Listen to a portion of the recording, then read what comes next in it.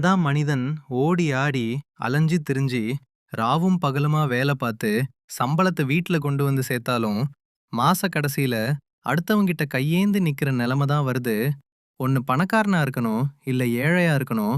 இந்த நடுத்தர வாழ்க்கை இருக்கே, அதாங்க மிடில் கிளாஸ் வாழ்க்கை. ஐயையோ, முடியலடா சாமி. 8 மணி நேரம் வேலை பத்தாதுன்னு மேல 4 மணி நேரம் ஓவர் டைம் பார்த்து ஆபீஸ்ல எவனவனோ பேசுறதுக்கெல்லாம் ஆமா சாமி போட்டு காலையில 7 மணிக்கு கிளம்பி நைட்டு 9 மணி வரையும் நிலக்கால்ல நின்னு ஒவ்வொருத்தனும் நைட்டு 10 மணிக்கு உடம்ப சாய்க்கும்போது ஒரு நிம்மதி வரும். ஆனா கண்ண மூடி கண்ண தொறக்கறதுக்குள்ள விடிஞ்சிரும். காலையில எழுந்த உடனே முதல்ல தோன்றது, ஏன்டா இவ்ளோ சீக்கிரம் விடிஞ்சதுன்னுதா.